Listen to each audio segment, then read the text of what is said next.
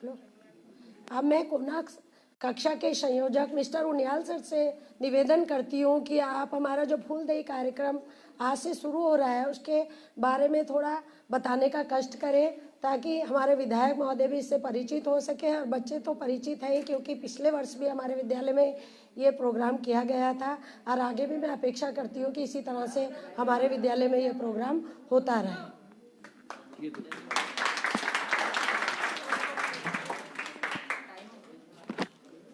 आदरणीय विधायक महोदय, मंचासीन अन्य महानुभाव, रूम टू रीड से Pushpalata Rawat ji, state head room to read, और उनके अन्य साथी तथा धात के मेरे साथी और सभी अभिभावक, एसएमसी के सदस्य, सबको मेरा नमस्कार।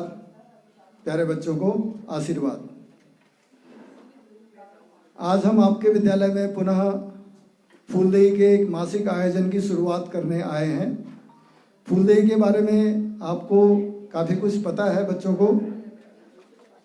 फूलदेई हमारा एक कार्यक्रम चलता है एक कोना कक्षा का, जिसमें कि हम सार्वजनिक शिक्षा से जुड़े स्कूलों में बच्चों के लिए कुछ बहुत विशिष्ट उच्च कोटि के प्रकाशकों की उच्च कोटि का साहित्य भिजवाते हैं और बच्चों को मासिक पत्रिकाएं, बाल पत्रिकाएं भी उपलब्ध कराते हैं। हमने ये कार्यक्रम 2018 में शुरू किया था देहरादून से 28 स्कूलों से, और तब से हम निरंतर प्रयास करते आ रहे हैं। और अब हम इस समय हमारे पूरे उत्तराखंड के हर जिले में 762 कोने हम स्थापित कर चुके हैं और उनमें हम बाल साहित्य निरंतर भिजवा रहे हैं।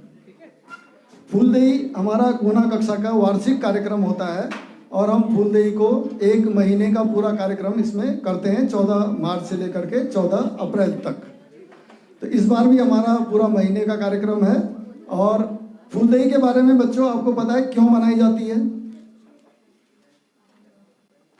और कब मनाई जाती है?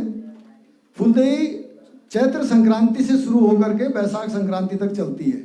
और फूलदेई एक ऐसा त्यौहार है कि जो अकेला केवल बच्चों का है, छोटे बच्चों का। इसमें बच्चे क्या करते हैं, सुबह सुबह जंगल से फूल ला करके और घर की दहलीजों पे डाल करके उनके लिए शुभकामनाएं करते हैं कि सब सुखी रहें, सब संपन्न रहें। लेकिन इसकी शुरुआत के बहुत सारी कहानियां हैं और इसमें जो भगवान शिव से भी इसका जुड़ाव है। ऐसा बताया जाता है कि शिव जी एक बार तपस्या में लीन हो गए और पार्वती जी को चिंता हुई, जब बहुत समय तक नहीं लौटे तो उनको ये चिंता हुई कि आखिर गए कहाँ। तो खैर उनकी ढूंढ की गई। अब वो तो तपस्या में लीन थे तो तपस्या भंग नहीं की जा सकती थी। तो पार्वती जी ने उनके सामने फ्योली के फूल होते हैं पहाड़ में, पीले फूल होते हैं फ्योली के फूल ला करके उनके सामने रख दिए।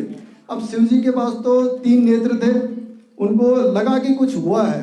तो उन्होंने जब देखा तो फ्योली का फूल, तो उन्हें याद आ गया कि मैं तो कब बैठा था और फ्योली का फूल कब खिलता है, तो मुझे तो बहुत ज़्यादा समय हो गया है।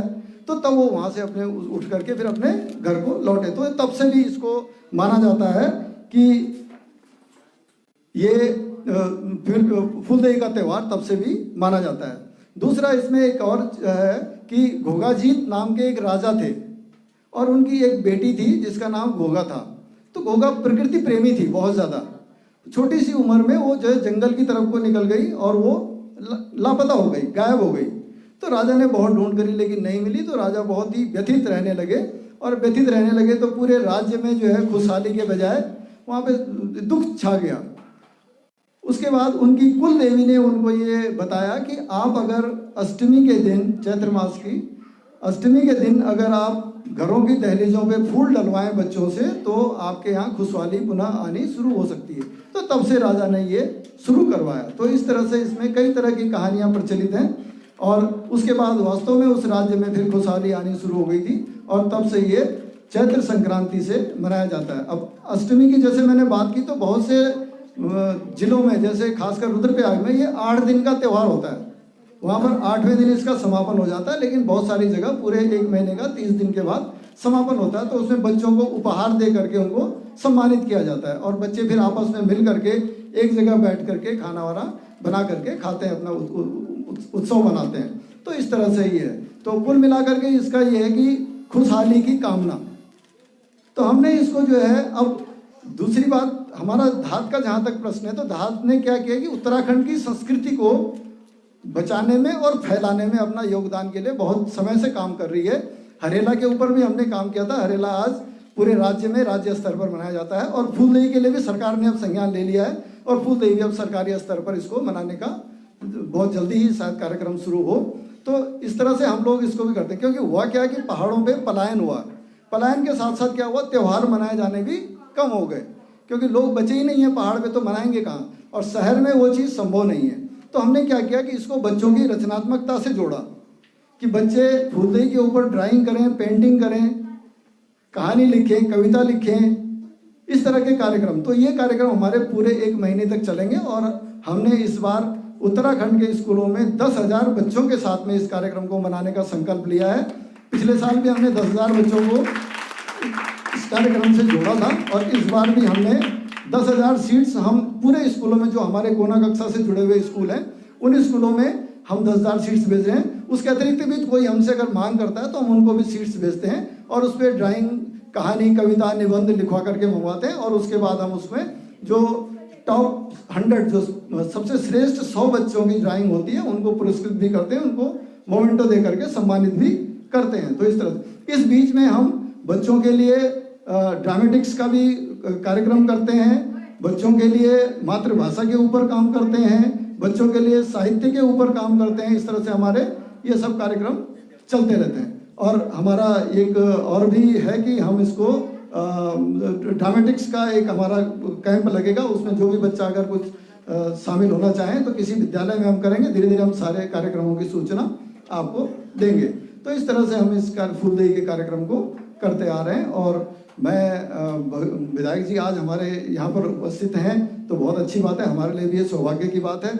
और मैं अपनी तरफ से भी विधायक जी को इस विद्यालय में शेड बनाने के लिए धन्यवाद ज्ञापित करूंगा, उनको आभार व्यक्त करूंगा, क्योंकि इस विद्यालय में हम हर साल काम, जब 75 राजपुर रोड में था तब भी हम यहाँ पर कार्यक्रम करते थे, और यहाँ पर भी हम करते हैं। तो ये बहुत अच्छी एक व्यवस्था यहाँ पे हो गई है।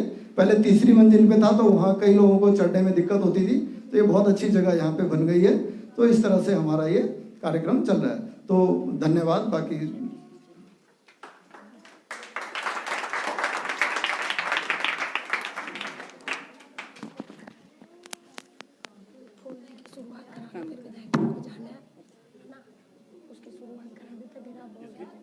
फूल देके ना फूल डालते हैं, फिर आपका कर देते हैं संबोधन, है ना। सॉरी सर, मैडम बच्चे कहाँ गए? बच्चों आ जाओ।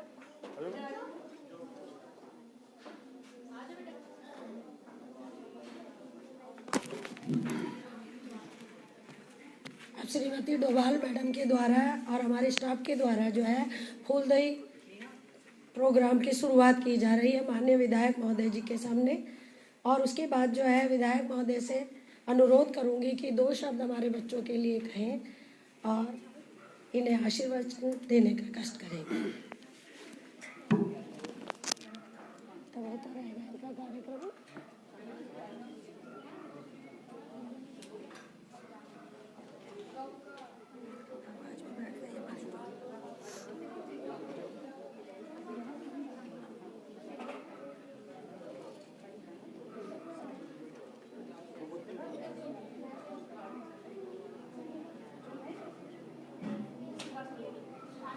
वहाँ से डालते हुए आते ना।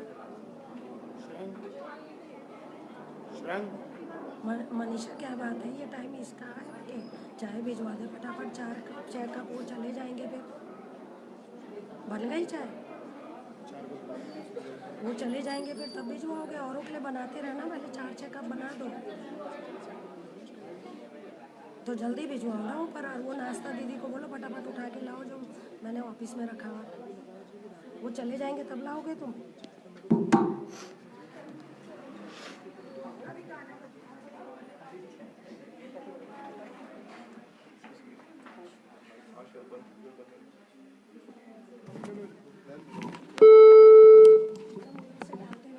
हाँ भाई सर, यहाँ से इधर किनारे से मैडम, उधर से गेट से डालते हैं।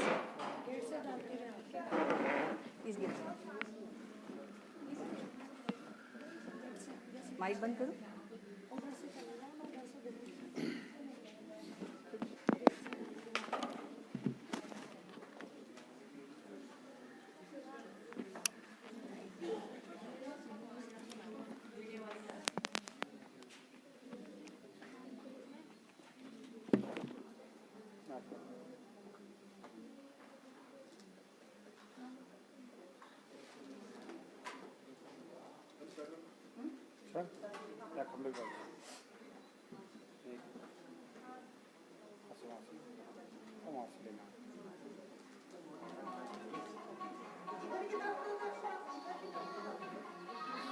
सेक्शन सरस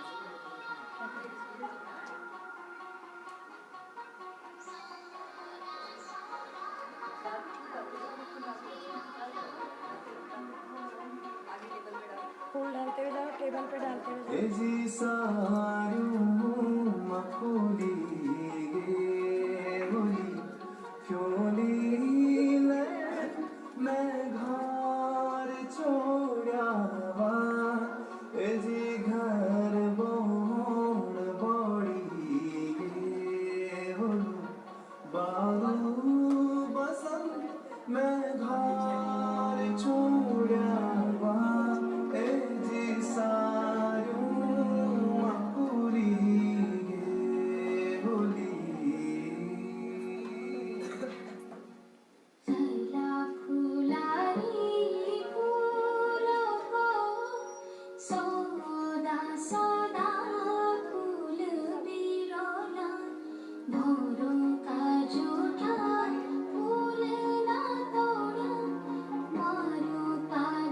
गेट पे डालो बेटे, दोनों साइड गेट पे।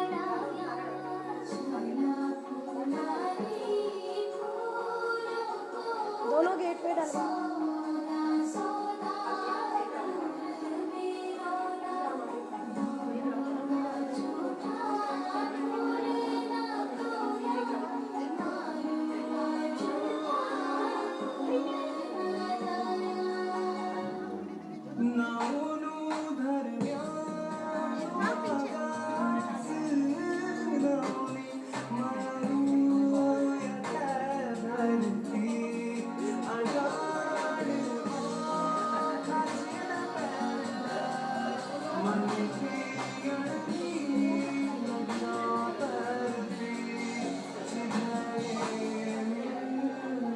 दोनों गेटों में भी डलवा दो मीनाक्षी, सुबह होते हैं ना, किनारे किनारे डलवा दो, फोटो खिंचवा।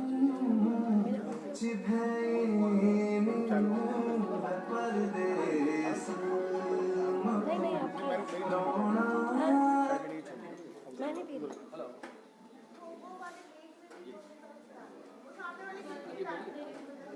दोनों गेटों में डालो।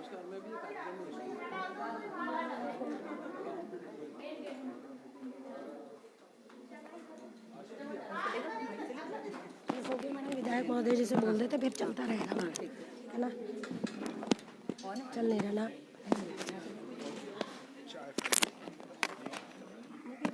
हेलो हेलो, यहाँ से ना मैं आपसे नहीं मैं नहीं।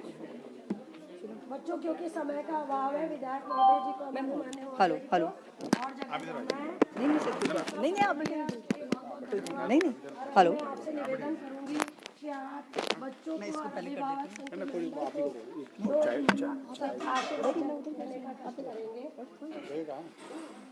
चल रहा है मैडम, नहीं चल रहा है।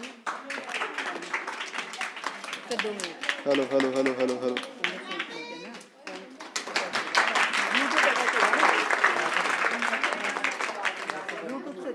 भारत माता की जय, भारत माता की जय, भारत माता की जय।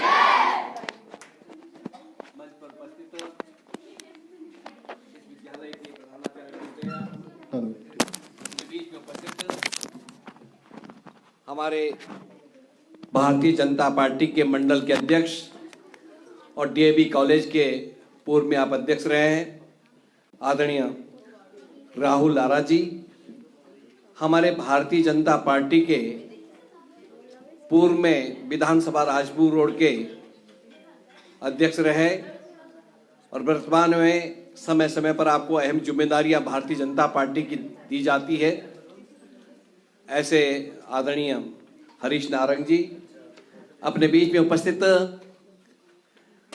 उनियाल जी, जिन्होंने फूलदेई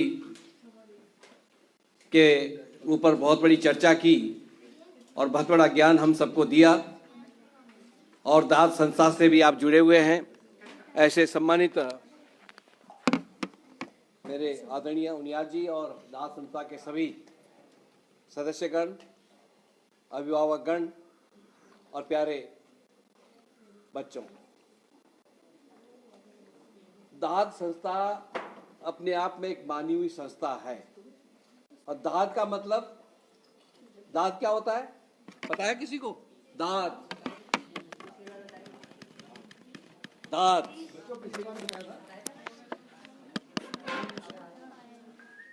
याद करो, दाद मतलब आवाज। दाद मतलब जब पहाड़ों में हम किसी को बुला देते हैं, तब उस समय टेलीफोन की व्यवस्था नहीं हुआ करती थी, तो एक गांव से दूसरे गांव जो नजदीक के होते थे, जहां तक आवाज पहुंचती थी तो दाद लगाते थे। दाद मतलब आवाज।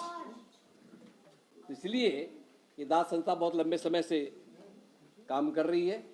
मैं संस्था के तमाम पदाधिकारियों को बहुत बहुत शुभकामनाएं और बधाई देना चाहता हूं, और इस विद्यालय के प्रधानाचार्य जी को, बैठ जाइए, शुभकामनाएं और बधाई।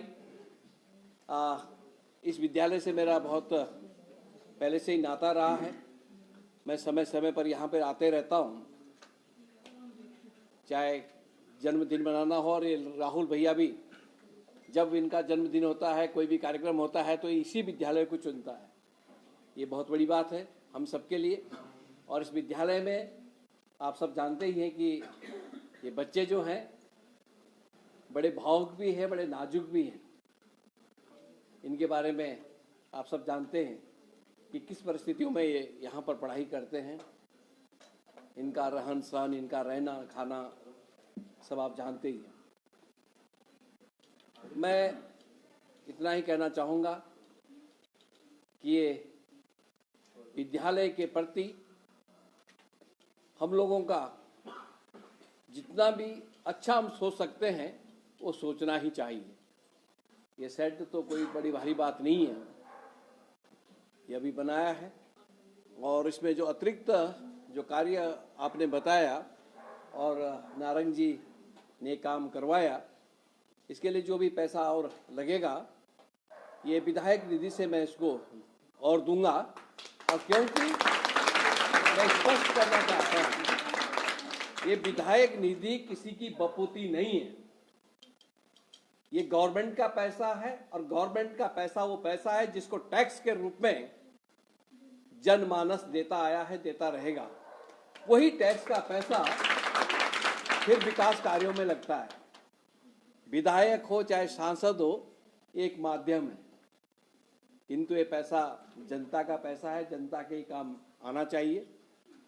परंतु कोई कोई आज इसको अपना पैसा समझ करके बात करता है, जो कि तर्क संगत नहीं है। फूलदेई के बारे में यहाँ पे कहा गया है। मुझे आज जब फूलदेई का यहाँ पे फूल बच्चे पूज रहे थे, तो मुझे अपने बचपन की याद आती है। मैं जब कक्षा 2-3 में था गांव में, तो हम सुबह उठ जाते थे और फूलों के लिए 5 बजे के लगभग, 5 बजे से भी पहले तब तोड़ करके लाते थे। तो एक हमारे यहाँ एक छामरा होता है, छामरा जब कहीं पे भी नहीं होता था, उसको जब फूल नहीं मिलते थे, फूल दूर तक थे, कभी कभी नींद जो है नहीं खुलती थी, तो हम छामरा के फूल को तोड़ करके लाते थे, तब पूजन करते थे। तो गोगा का आपने जिक्र किया है, उसमें हम गाना गाते थे मंदिर में बैठ करके, सब लोग लड़के लड़कियां, एक तरफ से छोटे छोटे बच्चे हुआ करते थे, तो एक तरफ से वो गाते थे, एक तरफ हम गाते थे। आज तो आधुनिक दुनिया हो गई है, आधुनिक हमारा उत्तराखंड भी हो गया है, आज सारी व्यवस्थाएं हैं, किंतु उस समय ऐसी व्यवस्थाएं नहीं थी। तो फिर एक माध्यम भी होता था। हम जब आते थे अपने घरों में देहली को पूजन करते हुए, फिर देव स्थान को पूजते थे, और उस समय परिवार के लोग 6 बजे तक जब नहीं उठते थे तो उनको उनके सर में भी हम फूल रखते थे। इस तरह का हम लोग करते थे ताकि उनकी नींद भी खुले। तो पूरी टोलियां की टोलियां उस समय हम इस तरह का आयोजन करते हैं। आज तो कुछ लोगों ने तो भूल ही दिया है, परंतु दाद संस्था का मैं व्यक्तिगत तौर से भी और वैसे भी बहुत धन्यवाद ज्ञापित करना चाहूँगा कि आज चैत्री संक्रांति है और चैत्री संक्रांति से बैसाखी जब आएगी तब ये समापन होता है। आज के दिन हमारे यहाँ क्या होता था कि आज के दिन हम फूल न करके बल्कि वो पीली मिठाई होती थी देवद्वार से जो निकलती है, उस मिठाई को लेते थे और चावल आज के दिन और अंतिम संक्रांति के दिन वो करते थे। और परंतु अब तो फूल भी पूछते हैं, सब करते हैं। और आज बहुत अच्छा ये आयोजन दाद संस्था के माध्यम से किया गया। एक जो हमारी पुरानी संस्कृति थी, जो विरासत में हमको मिली थी, आज उसका आप लोग समय समय पर इसको जागृत करने की कोशिश कर रहे हैं। मैं इसलिए बहुत बहुत बधाई आप सबको देना चाहूँगा, क्योंकि पता लगना चाहिए अपनी संस्कृति का। आज हम आधुनिक दुनिया में खो गए हैं। आज मोबाइल पे इतने खो गए कि घर पे किसी को अलग अलग पति पत्नी हो, बेटा बेटी हो, बहू हो, सब अपने अपने मोबाइल में लगे हुए हैं। घर पे पहले क्या होता था, हम आते थे घर पे काम काज की बात होती थी, घर का मुखिया बोलता था कि फलानी जगह आप कल सुबह जाना है, ये काम होना है, ये काम होना है, काम का आवंटन किया जाता था मुखिया के द्वारा। आज ऐसा कहाँ है? आज तो गए सब और अपने काम किया और सब खाना वाना खाया, और खाना खाने में भी कोई ध्यान उधर ही है मोबाइल में। खाना भी समय भी नहीं, कुछ नहीं, बस सिर्फ मोबाइल को चलाना है, फेसबुक देखना है, व्हाट्सएप चलाना है, ये आज रह गया है। किंतु उस समय कुछ और दुनिया थी। आज आपने हमारी पुरानी दुनिया को याद दिलाया, इसलिए मुनियाल जी मैं आपका दिल से गहराई से धन्यवाद ज्ञापित करना चाहूँगा कि अब ये कार्यक्रम आपको जो हमारे आधुनिक विद्यालय, बड़े बड़े विद्यालय हैं, जहाँ पर अब हम अपनी संस्कृति को भी भूल रहे हैं, ऐसे विद्यालयों में भी जाकर के आप लोगों को इस तरह के कार्यक्रम करने चाहिए और कर भी रहे हैं। आपने 10,000 बच्चों का लक्ष्य रखा है कि 10,000 बच्चों को इससे हम रूबरू करवाएंगे, ये बहुत अच्छी बात है। मैं आपका बहुत बहुत दिल से शुक्रिया अदा करना चाहूँगा कि जब भी कोई ऐसे काम हो इस विद्यालय के प्रति हम तत्पर हैं, तैयार हैं, काम करते रहेंगे। और नारायण जी आप भी चिंता मत करना, जो पैसा आपका अतिरिक्त लगा हुआ है वो पैसा आपको मिलेगा, क्योंकि अभी आदर्श आचार संहिता भी कुछ दिन बाद लगने वाली है। इस समय हम नहीं कर पाएंगे, पर जून के लगभग जैसे आचार संहिता हटेगी हम इस विद्यालय के जो अभी, और आपने बताया कि कोई दरवाज़ा भी खुलना है, उसको भी खुलवा देंगे, पेंट करवाना है सर। पेंट भी करवा देंगे, ये बोल दिया मैंने। इसके लिए जो भी पैसा खर्चा होगा खेमराज जी को भेज करके एस्टिमेट बना करके इसको मैं कराऊंगा।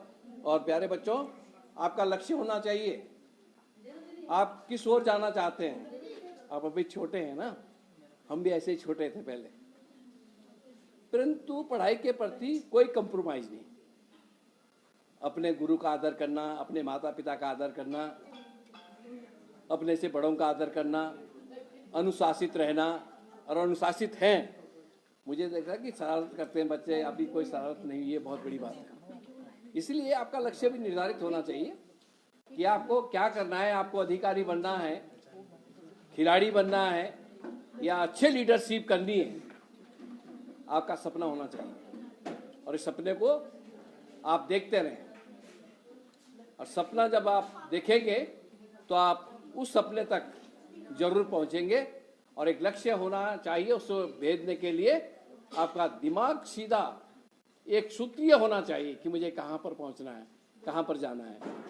मैं विद्यालय के तमाम कर्मचारियों को, टीचर्स को बहुत बहुत बधाई और शुभकामनाएं देना चाहूँगा। ये विद्यालय बहुत आगे बढ़े, तरक्की करे। और हम लोग तो आते रहते हैं राहुल भैया, जब भी कोई इस तरह के कार्यक्रम होते हैं तो हम समय समय पर यहाँ पर आते रहते हैं। और जो भी मेरे लिए कुछ होगा, मैं इसके लिए जितना मैं कर सकता हूँ मैं करूँगा। अधिक न कहते हुए आप सबका बहुत बहुत आभार और धन्यवाद ज्ञापित करते हैं। जय हिंद, जय भारत, जय श्री राम।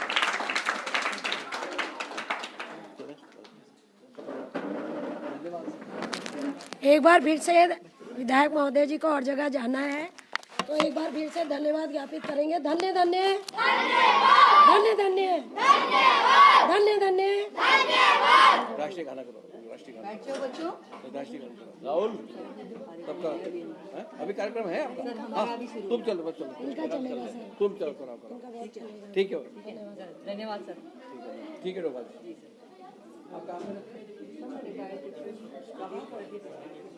अच्छा ठीक है, आप करते रहिए कार्यक्रम। ठीक है, आप बैठिए।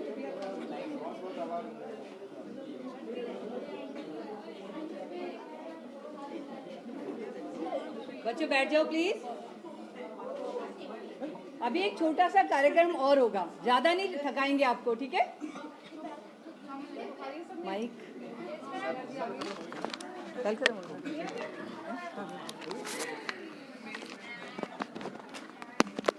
हेलो हेलो हेलो हेलो, बंटवा देंगे बिस्किट विस्किट बच्चों को बंटवाने के लिए कुछ खाने। ये तो वो होगी शुभम, नहीं चल सेल खत्म शुभम। दूसरा वाला माइक में चलिए चलिए, बस अब उसको ड्राइंग का वो थोड़ा सा दाद की तरफ से बात करो और उसी का ये सब बच्चों के लिए लड्डू हो गए? कोई बच्चा बचा तो नहीं?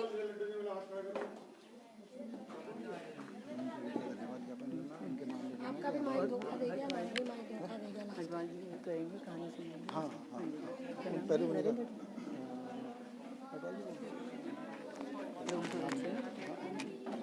कहानी हाँ,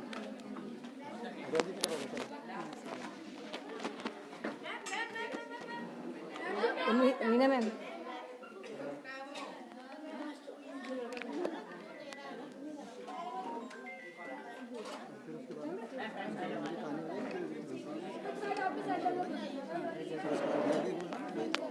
मैडम से बोला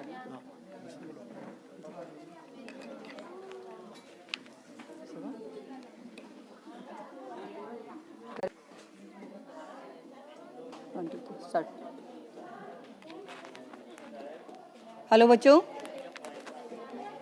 हेलो फिर गया। मेरी आवाज़ वैसे काफ़ी तेज है। मैडम कीप साइलेंस, सुनो मैडम क्या बोल रही है। अच्छा बच्चे प्लीज थोड़ी सी देर और। 10-15 मिनट और। जब हम कुछ सुनते हैं ना तो कुछ तो हमारे दिमाग में आता है कि नहीं? पढ़ने से ज़्यादा सुनने से समझ आता है ना। तो जब आप क्लास में पढ़ते हैं तो क्लास में जब मैडम पढ़ाती है तो वो ज़्यादा समझ में आता है ना, और फिर जब आप उसको घर में जाके पढ़ते हैं तो वो आपका रिपीट हो जाता है, तो वो और अच्छे से याद हो जाता है। होता है कि नहीं? इसलिए थोड़ी देर और।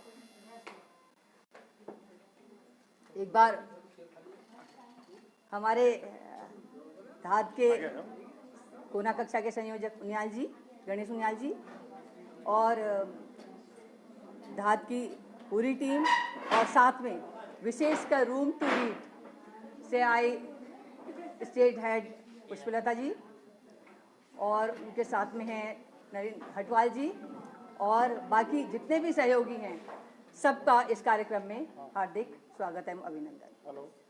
बच्चों अभी फूलदेई के बारे में आपने सुना?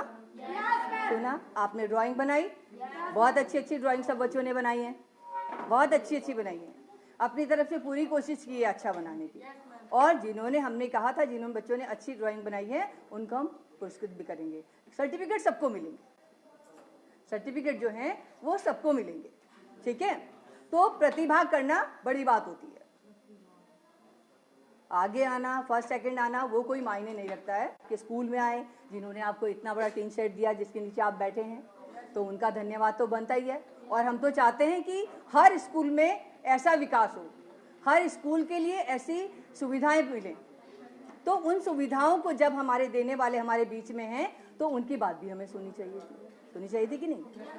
लेकिन आज का जो कार्यक्रम है, अब जो कार्यक्रम है, आपने फूलदेई भी देखा, फूलदेई के बारे में भी सुना कि हम फूलदेई क्यों मनाते हैं, कब से शुरू होता है। आज 14 तारीख की संक्रांति है, चैत के महीने की, आज से ये शुरू हो रहा है और 14 अप्रैल तक चलेगा, बैसाख तक, ठीक है, बैसाख शुरू होने से पहले। तो अब मैं ज़्यादा समय न लेते हुए रूम टू रीड से हमारे पास जो इतने सब लोग आए हुए हैं, तो सबसे पहले मैं अटवाल जी जो कहानीकार हैं वो आपको एक अच्छी सी कहानी सुनाएंगे, ठीक है। उस कहानी को आप सुनना और उसको गुणना भी, यहाँ से सुनना, यहाँ रखना, ठीक है, यहाँ से आउट नहीं करना है, ठीक है। क्योंकि हम ऐसा करते हैं ना, जो बात हमें अच्छी लगती है वो यहाँ से सुन के यहाँ रख लेते हैं और जो बुरी लगती है उसको यहाँ से सुन के यहाँ से आउट कर देते हैं। तो कोई न लड़ाई न झगड़ा, किसी से बैर भाव नहीं, कुछ नहीं। तो हम हमेशा एक साधारण इंसान की तरह रह सकते हैं, ठीक है। लेकिन ये जो कहानी आपको सुनाई जा रही है उसको यहाँ से सुन के यहाँ रखना है, अपने यहाँ से आउट नहीं करना है, ठीक है। तो मैं सबसे पहले अटवाल जी से निवेदन करूंगी कि वो आएँ और बच्चों को अपनी कहानी से ऐसा उत्साहित करें, ऐसी इनके दिमाग में बैठ जाए कि ये बोले बार बार आइए आप हमारे स्कूल में और हमें कहानी सुनाइए। अटवाल नहीं चल नहीं चल नहीं सर, हेलो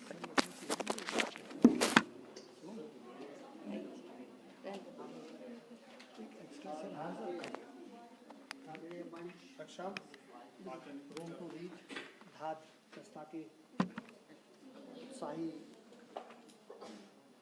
प्रतिनिधिगण और प्यारे बच्चों, अभी आपने फूलदेई के बारे में काफ़ी जाना और विगत कई पिछले वर्षों से भी आप लोग शायद फूलदेई को मना रहे हैं।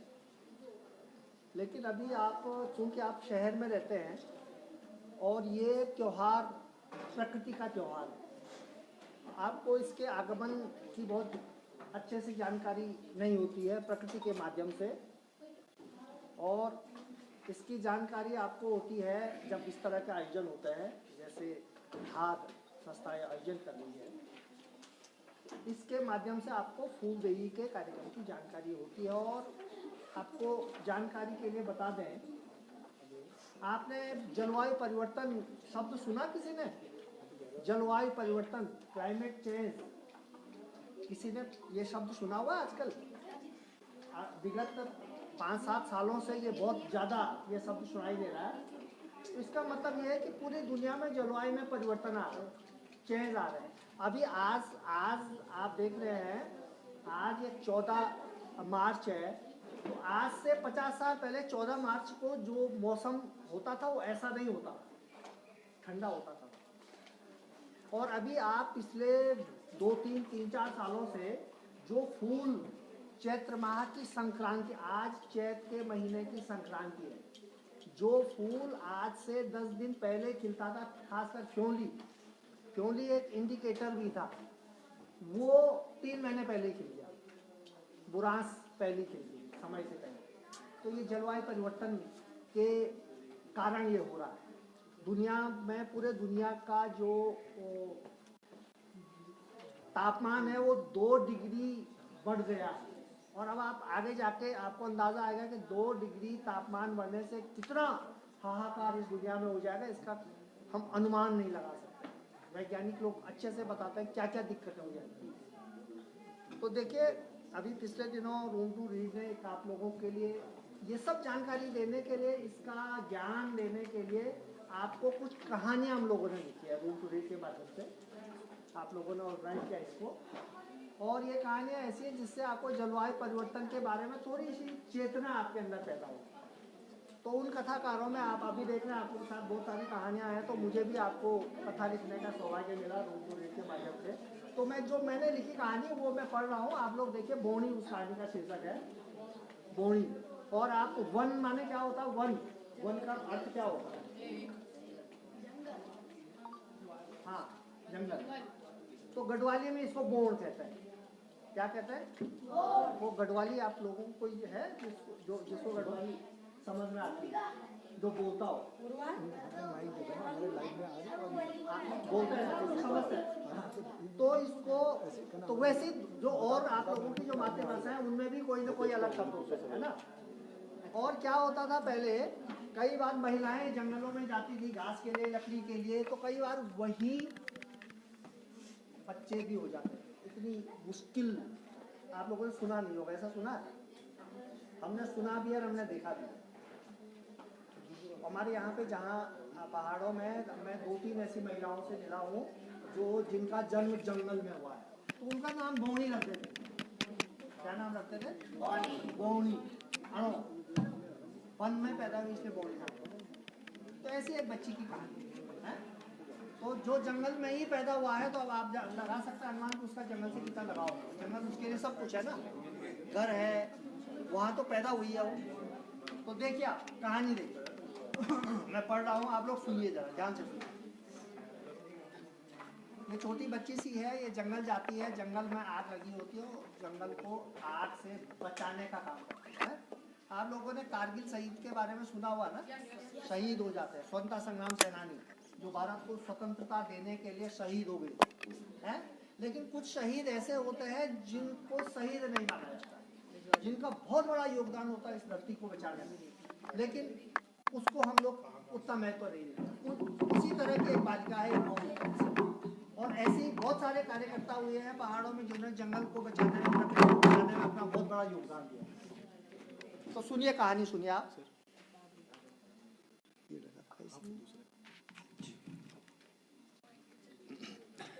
बौनी को रात भर नींद नहीं आई। जिसके पास किताब है वो किताब देख सकता है। माँ ने जब से नई कंडी खरीदी तब से उसका मन उतावला हो रहा है।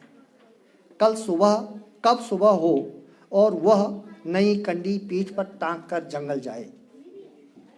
सुबह जगते ही उसने कंडी पीठ पर टांग दी। किसने टांगी? बौनी ने। इधर उधर आगे पीछे चलकर देखा, आंगन का एक चक्कर लगाया, फिर माँ को आवाज दी, माँ माँ चल जल्दी जंगल, स्कूल के लिए देर हो रही है। माँ मुस्कुरा दी।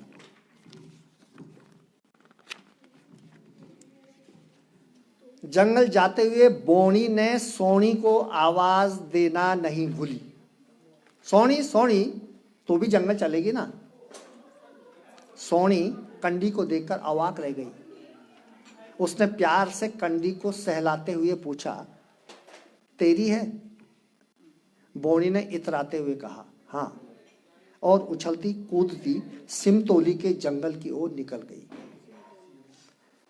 बौनी ढामरसैंण गांव की है, जो हिमालय की गोद में बसा है। गांव के चारों तरफ जंगल है। जंगल नीचे पिंडर गाड़ से ऊपर रामचाड़ा के डांडे तक फैला है। बौनी को जंगल पसंद है।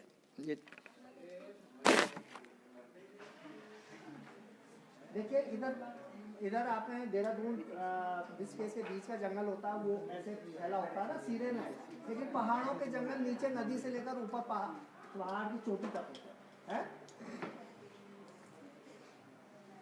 बौनी को जंगल पसंद है। जंगल में उतीस, चीड़, बांज, बुरांस, अयार, मोरू और फरसू के पेड़। ये नाम सुना है आपने? आपने ये नाम सुना है? उतीस, चीड़, बांज, बुरांस, अयार, मोरू और फरसू के पेड़, घना जंगल। बौनी माँ के यहाँ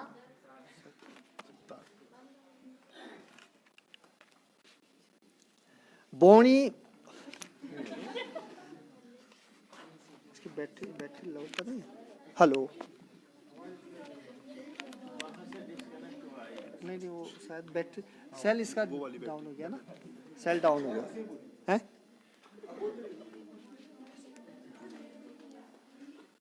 बौनी माँ के साथ यहाँ आती रहती है उस जंगल में। लकड़ियाँ, घास, बिछावन और चारा पत्ती लेकर जाती है। बिछावन क्या होता है? किसको बिछाने के लिए? पशुओं को बिछाने के लिए भी जंगल से बिछावन लाते हैं, पत्ते होते हैं ना, पशुओं को सोने के लिए।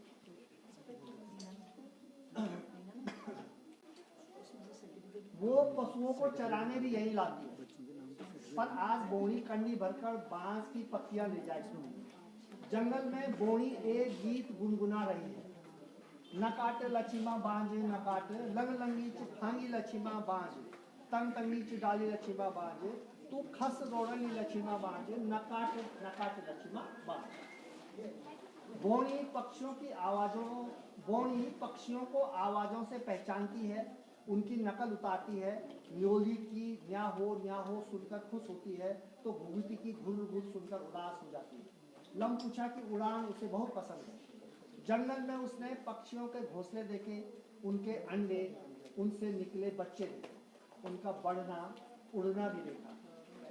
जंगल में बोनी ने भेड़ की मादक चाल देखी, काखड़ की उछाल देखी, काला भालू देखा और उसके छोटे छोटे बच्चे देखे। घाटी में नीचे से ऊपर आ रही कांटों वाला सेही भी देखा। श्याल की आवाज सुनी, हक हक। तुतरियाल के जोड़े देखे, सुअर की खोदी हुई जमीन और बाघ के पंजों के निशान भी देखे। एक बार माँ ने उससे पूछा था, क्या जंगली जीवों के घर गांव होते हैं माँ? हाँ, जंगल ही इनके गांव घर है, यही इनका जन्म होता है। पलते बढ़ते कहते कहते माँ अचानक रुक गई और खित खित हंसने लगी। क्या हुआ? बोनी ने पूछा। तेरा घर भी यही है। माँ फिर हंसी। मेरा घर? तू यहीं पैदा हुई थी, तेरा जन्म इसी वन में हुआ था, इसलिए तेरा बोनी नाम पड़ा। फिर माँ ने उस दिन का पूरा किस्सा बोनी को बताया, जिस दिन वो पैदा हुई थी जन्म। बोनी देर तक हंसती रही, कित न्योली भी उसके साथ हंसी, न्याहू न्याहू। कप्पू ने कप्पू कप्पू कहा। न्योली पता आपको? पक्षी? नहीं, नेवला लगा। नेवला जो तुतरियाल बोला ना मैंने, उसको हिंदी में नेवला कहते हैं। न्योली एक पक्षी होती, पहाड़ी कोयल बोलता है, पहाड़ी होता है, पहाड़ी कोयल। एक कप्पू पक्षी होती है, वो आपके कबूतर की हिमालयी कबूतर। बांस की शाखा पर बैठे लंपूछा ने एक उड़ान भरी और फिर वहीं आकर बैठ गया।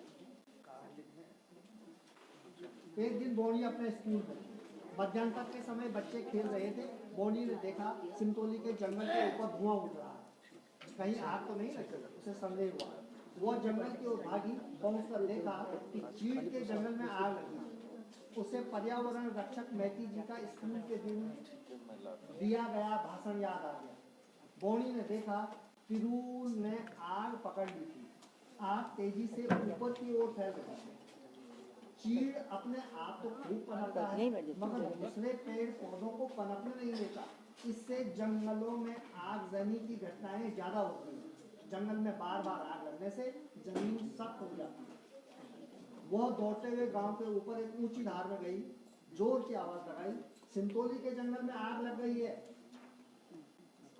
उसने आसपास की कुछ पत्तेदार टहनियां तोड़ी, उनका मुट्ठा बनाया और झपाझप आग बुझाने लगी।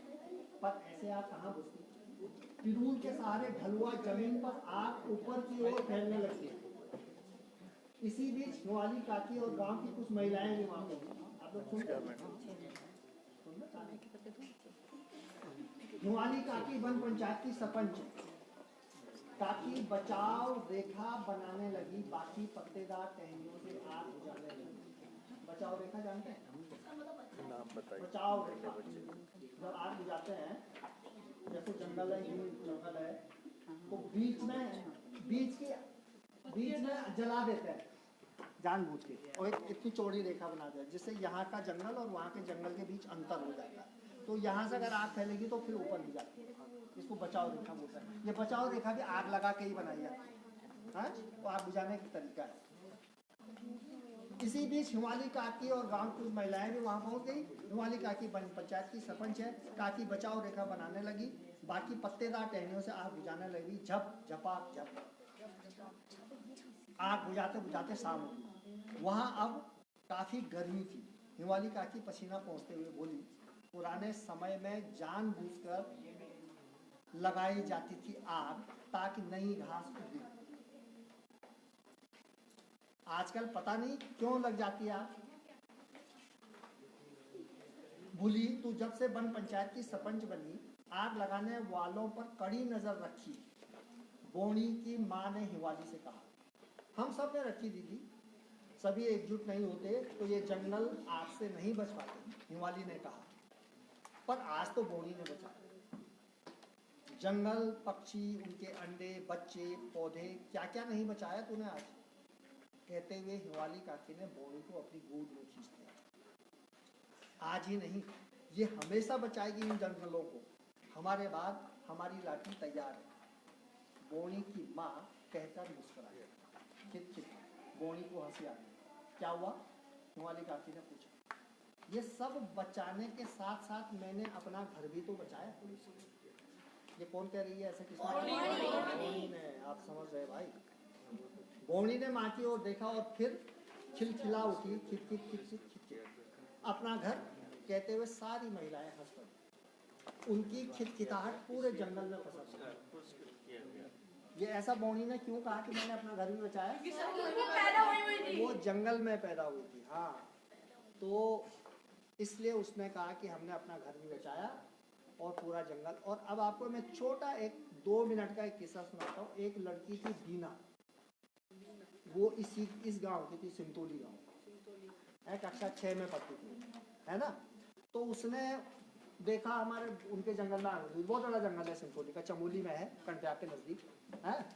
फिर वो स्कूल से घर गई गांव में उसने सब गांव वालों को आग लग गई है, आग बुझाने चलते हैं, सारे गांव वाले आग बुझाने चले गए। तो पहाड़ों में ऐसे होता है ना, तो जो चीड़ का पिरुल होता है वो बहुत तेजी से आग पकड़ता हो।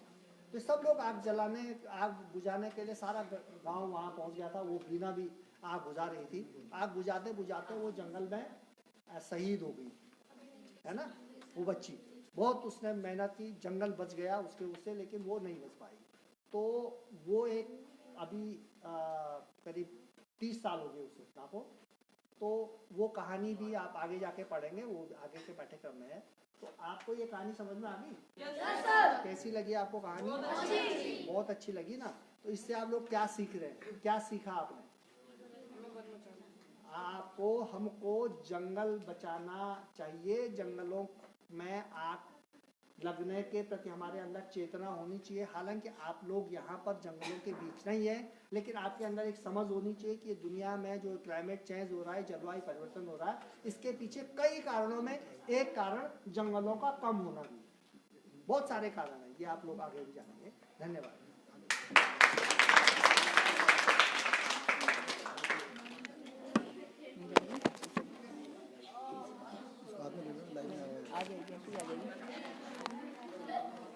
धन्यवाद हटवाल जी। तो बच्चों कहानी कैसी लगी? बहुत अच्छी। याद हो गई? समझ आया? क्यों था उसका नाम बौनी? जंगल में पैदा हुई थी। पहले अक्सर ऐसा होता था, तुमने देखा होगा कि जब पुराने जो लोगों के नाम होते थे ना, जैसे कभी कभी कोई इतवार के दिन पैदा हुई लड़की तो उसका नाम इतवारी रख देते थे, है ना। है सावन के महीने में जो पैदा हो गया उसका नाम सोनी, और जो चैत के महीने पैदा हुआ उसका नाम चैतराम, है ना। तो मंगसीर, मतलब जो महीनों के नाम पे भी उनके नाम रख दिया करते थे। तो ये एक हमारी एक थी, क्योंकि इतने नाम हम कहाँ से लाते पहले ढूंढ के। तो पहले के लोग बहुत सीधे साधे होते थे और वो जो उनको नाम मिलता था। अब तुमने देखा होगा कि किसी दिन उसके जो उसके नाम पे याद आते, इतवार के नाम पे रख दिया, महीने के नाम पे रख दिया, ठीक है। तो ऐसे पहले देवियों के नाम पे नाम रखे जाते थे। जब नाम नहीं मिलते थे तो देवी देवताओं के नाम पे नाम रख देते थे, महेश, सुरेश, संतोषी, है ना। तो ऐसे नाम हो जाते थे। तो अभी हटवाल जी ने आपको कहानी सुनाई। तो बच्चों, कहानी सुनाने का मतलब ये है, ये किताबें, इतनी अच्छी किताबें, मैं धन्यवाद करती हूँ रूम टू रीड का, कि जो इतना अच्छा उसके पुस्तकों का जो संग्रह है, और हमारा जो कोना कक्षा का, हमारा धात का जो सहयोग हमें रूम टू रीड से मिल रहा है, उसके लिए हम कोटि कोटि धन्यवाद करते हैं मैडम का। और आज का ये जो कार्यक्रम है, ये भी स्पॉन्सर रूम टू रीड के द्वारा ही किया जा रहा है। तो हम जब कार्यक्रम कोई भी करते हैं, और सबसे बड़ी एक और बात है कि इस विद्यालय में, कोना वाले बोल रहे हैं, इस विद्यालय में हमारा एक कोना नहीं लगा है और वो मैडम जो है फिर भी हमारा हर पल यहाँ पर सहयोग होता है। तो हम आज घोषणा करते हैं कि इस विद्यालय में हम एक कोना कक्षा का कार्यक्रम जल्दी ही चलाएंगे और आपको अच्छी अच्छी किताबें और पढ़ने के लिए देंगे। तो ज़्यादा समय तो नहीं है, अब मैं हमारी रूम टू रीड से आई हुई पुष्पलता मैडम जी जो यहाँ पूरे कार्यक्रम को देख रही हैं, किताबें जो अब छप रही हैं, जो आप किताबें पढ़ रहे हो, इन सब का जो दारोमदार है वो मैडम के ऊपर है और इसलिए मैं मैडम से निवेदन करूंगी कि वो भी बच्चों को 2 शब्द। पुष्पलता मैम जी। तो किताबें तो पहले दे दी थी पढ़ने को, तो अभी एक कहानी पढ़ी आपने। हाँ जी, एक कहानी पढ़ी आपने, और कोई भी पढ़ी? नाम बताओ तो बाकियों का। जम्पू की झम्पू, झा होगा वो। अच्छा, उम्मीद की नदी, और कौन सी पढ़ी? सरूली, और एक छूट गई, बौनी और मोनो मोनो। हाँ, तो कोई बच्चा बता सकता है 2-3 लाइन में क्या पढ़ा उस कहानी में? सरूली में क्या पढ़ा, मोनू मोनाल में क्या पढ़ा? अगर वाकई पढ़ी है या सिर्फ चित्र देखे, 2 लाइनें में बताओगे क्या पढ़ा उसमें। जैसे अभी हटवाल सर ने तो पूरी सुनाई ना कहानी, फिर से पढ़नी पड़ेगी क्या? 2 लाइन अगर किसी ने पढ़ी होगी ध्यान से, कुछ तो आया होगा उस कहानी में क्या था। सिर्फ 2 लाइन सुना तो कौन बच्चा सुनाएगा? बताओ, सारांश पे बता दो उसका। झम्पू हरिया में क्या था, वो बच्चा बताए। क्या उग रहा था? आइएगा, आप बता रहे हैं, अच्छा नहीं अंगड़ाई ले रहे हैं। ये बच्चे नाच खड़ा है। हाँ, कोई भी 2 लाइन खड़े होके बताओ। खड़े होके बेटा जोर से बोलना है। जम्पू हरिया अपने गांव में अकेला रहता था और उनके गांव में मशरूम जैसा शाबाश। वो च्यों के ऊपर वो कहानी रहती है कि कैसे वो बढ़ते हैं और फिर जो आसपास बदलती हैं चीजें। तो ये सारी कहानियां जो हैं, ये कहानी जो है आपके आसपास के पर्यावरण को लेके है। अब इस कहानी को अभी जब आपने हटवाल जी से कहानी सुनी तो लगा कुछ कि समझ आ रही है? अब ये कहानी आप दोबारा से पढ़ना। उम्मीद की नदी 2 किसकी है उसमें, कहानी में कौन है किरदार? वो क्या है वो दोनों? तो पढ़ी है आपने कहानी। तो मछली जब वो जा रही है, वो पूरा पोल्यूशन का कहानी आ रही है ना उसमें। जो सरूली है उसमें कौन है किरदार? सरूली में भेड़ है उसमें, फोटो। हाँ, तो ये सब जो कहानियां हैं ये आप ही लोगों के लिए इससे बनाई कि हम इसमें कम से कम अवेयर हों अपने आसपास हमारे क्या है। और ये पूरी कहानी बनाने की प्रक्रिया में बताओ कितना टाइम लगा होगा हमें?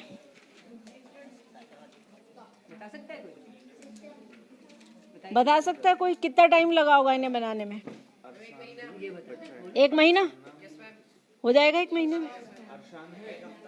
तो मैं 1-2 मिनट, जो हमारे पीछे दीपाली बैठी हैं, दिल्ली से आई हैं, ये पूरी प्रक्रिया शायद किसी बच्चे ने एक और टाइमलाइन भी बताई थी, तो थोड़ा सा मैं जरूर चाहूंगी दीपाली इस बात को बताएं कि बच्चे जो आज आपके हाथ में किताब है, उस किताब के पीछे जो है जो मेहनत है। अच्छा चलिए ठीक है। हाँ जी, नहीं ये पकड़ लेना। नहीं ये फेसबुक लाइव में आवाज तो ध्यान से सुनेंगे सब। आप जरा देखिएगा कितनी मेहनत करके किताब पहुंची है। तो आप लोगों को एक बात बताइए, कहानी तो आपने सुनी, चित्र कैसे लगे? तो थोड़ा सा बात करते हैं ना कि बौनी में जो चित्र हैं उनको खोलें एक बार, कि वो कैसे कपड़े पहनी है बौनी। पीले कपड़े पहने हैं। किस उम्र की लग रही है कैरेक्टर? 12। अच्छा, और कुछ उसकी खासियत दिख रही होगी आपको? कंडी दिख रही है उसकी, उसके स्कूल के चित्र हैं, आग के चित्र हैं। तो ये कहानियाँ लिखने में भी समय लगता है, बल्कि लिखने में 1 महीना लगता है। उसके बाद सोचिए कि चित्र बनाने में कितना समय लगता हो। 1 हफ्ते में आप बना लेंगे इतने चित्र? इसमें से बहुत से जो चित्र हैं वो हाथ से बने हैं। जैसे आजकल तो डिजिटल भी बनने लगे हैं ना चित्र, लेकिन इसमें बौनी में, उम्मीद की नदी में, सरुली में सबने वाटर कलर से चित्र बनवाए हैं हमने।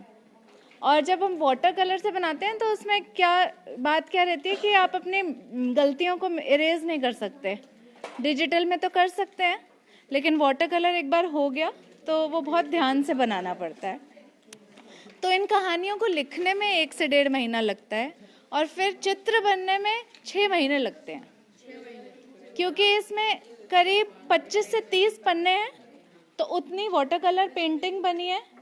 और जो आर्टिस्ट होते हैं, जो इलस्ट्रेटर्स कहते हैं हम उन्हें, आर्टिस्ट होते हैं जो पिक्चर बुक्स के, वो आपको क्या लगता है 2 से 3 दिन लगते हैं उन्हें एक पेंटिंग बनाने में। तो ये जो बुक्स हैं इसमें पहले लेखन होता है, फिर चित्रकारी होती है, फिर इनका डिज़ाइन होता है, किस पेज पे कौन से शब्द आएंगे, है ना, फिर प्रिंटिंग होती है। तो 4 से 5 स्टेज रहती हैं इन किताबों को बनाने के लिए। और अगर आप लोग भी कभी आपको लगे कि ऐसी कोई कहानी है जो आप लिखना चाहते हैं, तो आपको भी पता चलेगा कि उस कहानी को फाइनलाइज करने में हो सकता है 1 महीना लग जाए। आप लिखेंगे, किसी को पढ़ाएंगे, हो सकता है वो बताएं कि इसको ऐसे नहीं ऐसे लिखो, कुछ चेंज करके देखो, नाम बदल के देखो। तो वो जो प्रोसेस होता है कहानी को फाइनलाइज करने का, वो इतना लंबा रहता है। तो आपको ये बताइए कि आपको सबसे बढ़िया कैरेक्टर कौन सा लगा इन 5 कहानियों में? सरुली। क्यों? कोई बात होगी ना उसमें, क्या पसंद आया? नहीं, मैंने पूछा था कैरेक्टर। आपको सरुली का कैरेक्टर पसंद आया अगर, तो क्या बढ़िया बात क्या लगी उसके बारे में? कि वो भाग गया। सरुली जो है भाग नहीं गई थी अपनी माँ से। फिर से पढ़ना, ठीक है? Thank you. Thank you Deepika. तो बच्चों समझ आया? आप कह रहे थे 1 हफ्ते में बुक बन जाती है, 1 महीने में बन जाएगी। कितना टाइम लगा? 6 महीने तो किस में लगे हैं? ड्राइंग बनाने में और उसको सेट करने में, ठीक है? और फिर वो कौन से पेज पे आएगी, कौन से शब्द किस उस पे आएंगे, ठीक है? वो सब करने के लिए वक्त चाहिए होता है। और क्योंकि हम इतनी जल्दी में, तो कोई हमें ऐसा आपत्ति तो है नहीं कि हम फटाफट कर दें, हमको जल्दी से लॉन्च करनी है कि बुक इसका लोकार्पण करना है और हम इसको जल्दी से कर दें, ऐसा नहीं होता, ठीक है? किसी भी चीज़ को वो बनकर के आपके पास इतनी अच्छे रूप में तब आती है जब उसके पीछे मेहनत होती है, क्योंकि बिना मेहनत के तो कुछ नहीं मिलता ना। तो ये जो कार्य है रूम टू रीड के द्वारा जो कार्य किया जा रहा है, बहुत अच्छी बुक्स जो हैं आपके सामने आने वाली हैं। और आप जो पढ़ रहे हैं इन सब ने पढ़ा, और सब अगर सारे बच्चे 2-2 लाइन मतलब पढ़ लेते बुक को ध्यान से, तो शायद 2-2 लाइन सब बता पाते। तो ये बुक्स पढ़ने के लिए होती है, क्योंकि आज के टाइम में जो किताबें हैं ये हमारी क्या हमेशा से सच्ची मित्र यही होती हैं, सच्चे दोस्त होती हैं किताबें। क्यों होती हैं? और वेरी गुड। जब हम अकेले होते हैं, कहीं हमारे पास कोई नहीं होता है, आजकल तो मोबाइल हो गया है कि मोबाइल, लेकिन मम्मी पापा का मोबाइल चुरा के भी जल्दी से नहीं मिलता है ना? तो फिर भी, लेकिन हमारे पास अगर कहानी की किताब है तो हम उसको पढ़ करके अपना क्या है ज्ञान भी बढ़ा सकते हैं और समय भी व्यतीत कर सकते हैं। तो अभी आपने ड्राइंग की बहुत अच्छी, सबने बहुत अच्छी ड्राइंग बनाई है। और मालूम है ये जो ड्राइंग है ये आपके किसने दी है? आपके विद्यालय के लिए जो स्पॉन्सर की गई हैं उत्तम सिंह रावत जी हैं, ठीक है, जो जियोलॉजिकल सर्वे ऑफ इंडिया से रिटायर्ड हैं। वो आज आने वाले थे लेकिन किन्हीं कारणों से वो यहाँ पर पहुंचे नहीं हैं, तो एक बार उनके लिए जोरदार ताली बजाइए, जिनके सौजन्य से आपको ये सीट्स मिली हैं, ड्राइंग सीट्स, और आपने इन पे चित्रकारी की है, ठीक है? और चित्र तब सबको पता है कि हमने अच्छी ड्राइंग बनाई है, पता है? पता तो होता है, पता तो सबको होता है कि हमने कैसी बनाई है। चलिए, जिसने भी बनाई बहुत अच्छी बनाई है। तो इसमें से हमने कुछ ड्राइंग शीट का चयन किया है। उन सर्टिफिकेट जो है वो सारे बच्चों को मिलेगा, लेकिन जी ठीक है। तो सर्टिफिकेट सबको मिलेंगे और पुरस्कृत कुछ 5-6 बच्चे हैं जिनको हमने चयन किया है इसमें, तो वो बच्चे आगे आएंगे और मैं पहले निवेदन करूंगी पुष्पलता मैडम जी से कि वो आएँ और बच्चों को पुरस्कार वितरण में हमारी मदद करें और उन्हीं के हाथों मिलना चाहिए, ठीक है। जिसके मैं नाम बोलूँगी एक एक करके बच्चे भी आते जाएंगे और जिनके नाम हाथ से पुरस्कार दिया जाएगा वो भी आ जाएगा। तो सबसे पहले मैं पुष्पलता मैडम जी को निवेदन करती हूँ कि वो आएँ और बच्चों को पुरस्कृत करें। जी, पहला नाम कौन सा? और मैं उनियाल जी से निवेदन करूंगी कि उनियाल जी इन बच्चों के नाम की घोषणा करें कि कौन कौन है। अभिषेक कक्षा 6, अभिषेक कक्षा 6, बहुत अच्छी ड्राइंग बनाई है। इधर आओ, इधर आओ। इसको इसकी जरूरत नहीं। अच्छा, उधर घूमो बेटा। अरसान, अच्छा, हाँ, उनको बुलाया था। Raju Kanti ji. Thank you madam. इसके बाद मैं निवेदन करूंगी कोना कक्षा के उप संयोजक राजीव पांत्री जी से कि वो भी आएं और बच्चे को अरसान कक्षा 8। इस बच्चे ने, अरसान ने क्लाइमेट चेंज के ऊपर लिखा है, बहुत अच्छा लिखा है। क्लाइमेट चेंज के ऊपर लिखा है, बहुत अच्छा लिखा है अरसान ने।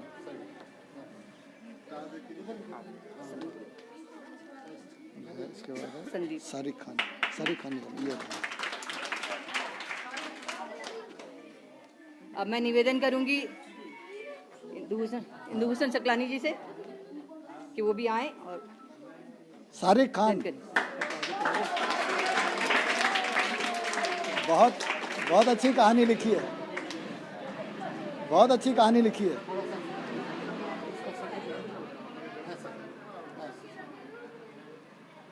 मोहित सारिक खान नहीं, इसका संदीप।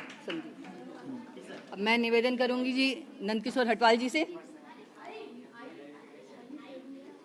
संदीप क्लास 8, बहुत अच्छी ड्राइंग बनाई है, बहुत अच्छी बनाई है।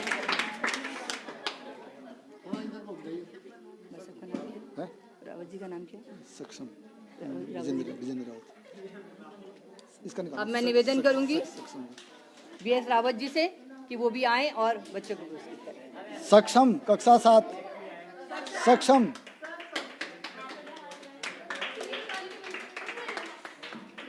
बहुत अच्छी ड्राइंग बनाई है। और कौन बचा? एक मैडम। हाँ, मोहित कक्षा 6।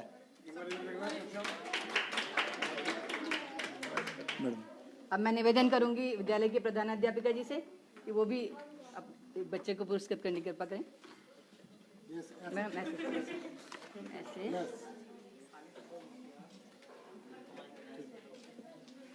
धन्यवाद। सभी बच्चों को बधाई ड्राइंग बनाने के लिए, पुरस्कार पाने के लिए। किताबें, उनकी किताबें किताबें को साथ में देंगे। शुभम, शुभम किताबें लाओ जरा। हाँ, अभी एक सेकंड। अभी अब मैं जो हमारे जिन बच्चों को पुरस्कार मिला है ना, आ जाए यहाँ पर आगे। आ जाओ सब बच्चे। शुभम वो किताब लाओ।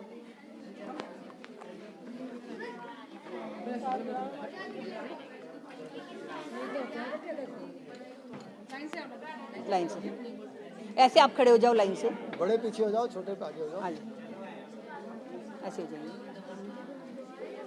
एक बच्चे के हाथ में ये दे दो। शुभम इधर थी, वो इधर थी। पैकेट में है, ये ऐसे रखना है। ये दिखना चाहिए। एक सेकंड, अभी किताबें भी देते हैं। कहाँ से खींचेंगे फोटो? ये लो बच्चे, अब ये शुभम में पकड़ाओ हाथ में। ये लो एक ये भी रुको, ये अभी देंगे। इधर से बच्चे निकलते जाएंगे और देते जाएंगे। अच्छा साथ में सर्टिफिकेट भी। ये एक बीच वाले बच्चे को पकड़ा दो। बीच वाले को पकड़ा दो। ये एक और बच्चा खड़ा कर दो। फोटो तुम्हें खींचना है। किसी को बच्चे को खड़ा कर दे। एक बच्चे को खड़ा कर दो। आ जाओ बेटा, कोई नहीं। यहाँ बीच में खड़े हो जाओ, एक बच्चा बस। मंगवाई जी उनको जाना था। थोड़ा सा ऊपर।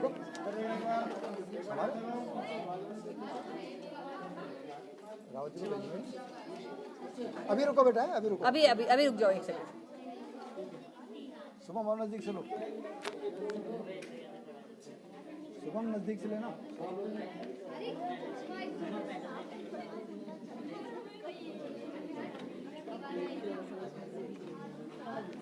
अरे बच्चे एक एक करके जिनको पुरस्कार मिला। हाँ, ये जो बच्चे हैं जिनको पुरस्कार मिला है और जिन्होंने ड्राइंग शीट बनाई है, ये आए और एक एक, अच्छा सर को दिखा दीजिए, उधर घूम जाओ, ये भी एक सेकंड, ये भी ले लो सर ये भी पकड़ो।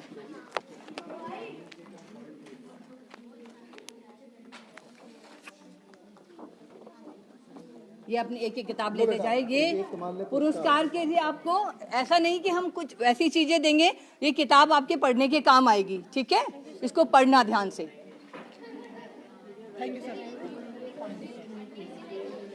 ठीक है,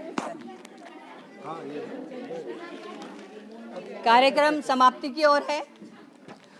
बहुत अच्छा, और सबसे बड़ी बात, बच्चों ने ड्राइंग बनाई है, लेकिन वो जो सामने बच्चे बैठे हैं जिन्होंने अपनी कला का प्रदर्शन किया, आपने ड्राइंग बना के प्रदर्शन किया, उन्होंने नृत्य और गायन से प्रदर्शन किया, ठीक है। तो ये बच्चे भी बहुत बहुत आपको भी बधाई हो, और आप भी तारीफ के काबिल हैं, आपने अच्छे से किया है इसको। अब मैं जो हमारी फूलदेई का जो कार्यक्रम चल रहा है, फूलदेई के बारे में सब कुछ आपको बताया जा चुका है। उस कार्यक्रम में जो हमारे यहाँ स्पॉन्सरशिप हमें दे रहे हैं कि हम इस कार्यक्रम को अच्छे से चला पाएं, तो उनका भी मैं धात संस्था की ओर से तहे दिल से शुक्रिया करना चाहती हूँ, धन्यवाद करना चाहती हूँ। मैं उनके नाम बताना चाहती हूँ यहाँ पर कि कौन कौन वो लोग हैं जो हमारे साथ में खड़े हैं। सबसे पहले जो संस्था है वो रूम टू रीड, जरा जोरदार ताली हो जाए जो आपके सामने बैठे हैं। दूसरा है हीम फाउंडेशन। हीम फाउंडेशन संस्था है, जैसे कि रूम टू रीड है, धात संस्था है, ऐसे ही हीम फाउंडेशन है। एक है RIMT institute of hotel management, जो चलाते हैं, जो उसके ओनर हैं वो हैं Mitesh Semwal ji. Doctor Himanshu Kukreti CMO ONGC है। उपेंद्र थापली जी एक सामाजिक कार्यकर्ता हैं, पिछले साल भी किया था, जो लोग अभी कर रहे हैं और पिछले साल भी उन्होंने किया था। और एक है lieutenant colonel Sanjay Joshi. Doctor Jayant Navani orthopaedic surgeon हैं, ठीक है। तो इन सबके साथ साथ और जो छोटे से छोटा अमाउंट देकर के हर तरह से अपना जितना जिसकी श्रद्धा थी, सबने जो हमें अमाउंट दिया है इस फूलदेई कार्यक्रम को सफल बनाने के लिए, आप सबका तहे दिल से शुक्रिया। धात की ओर से हम आपका धन्यवाद करते हैं और आपसे ये निवेदन भी करते हैं कि कार्यक्रम में जो हमारा कार्यक्रम है उसमें आप अपनी सब तशरीफ लाइएगा और हमारा साथ दीजिएगा। शाम को 5 बजे से हमारा कार्यक्रम दून लाइब्रेरी में है और अगर आप सब आएंगे तो अच्छा लगेगा। बाई चांस किसी कारण से अगर कोई ना आ पाए तो ऑनलाइन जुड़ने का प्रयास कीजिएगा। फेसबुक लाइव हमारा चलता है तो सब उससे जुड़ने का प्रयास कीजिएगा। अंत में कार्यक्रम को समाप्त करते हुए मैं निवेदन करूंगी विद्यालय के प्रधानाचार्य जी से, क्योंकि हमारे इस विद्यालय में प्रधानाचार्य आने का जो हमारा मकसद है वो मैडम का सहयोग है, मैडम के स्टाफ का सहयोग है। जितना भी मैडम का विद्यालय परिवार है वो सब बहुत सहयोग करता है। सभी मैडम जो हैं अपनी परसों से जब से हमने कहा है इतनी जल्दी से तैयारी उन्होंने कराई है, उसके लिए हम उनका शुक्रिया करते हैं। और मैडम से निवेदन करूंगी कि 2 शब्द आप भी कहें। मैडम जी नोट नहीं चल हाँ, नहीं ऐसे ही खाली पकड़ना है उसको, उसमें आवाज। अच्छा,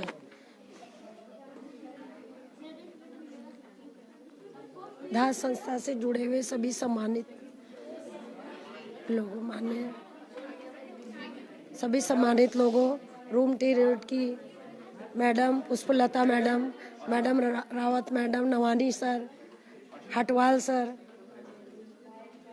हमारे पांथरी सर, ये बड़े सौभाग्य की बात है बच्चों।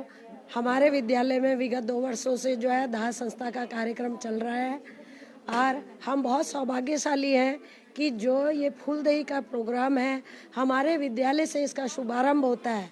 तो इसके लिए हमको बहुत सौभाग्यशाली मानना चाहिए।